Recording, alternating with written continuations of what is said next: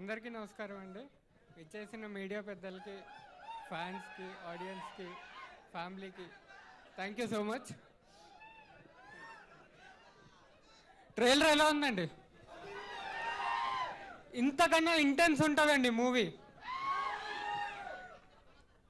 ఒక ఎడిటర్ని first audience అంటారు. First ఆడియన్స్గా చెప్తున్నా, కాదు ప్రామిస్ చేస్తున్నా,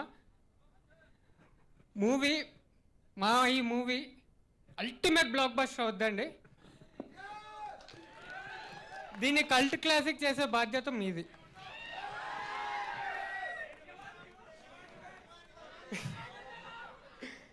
ఇదండి మా కథ.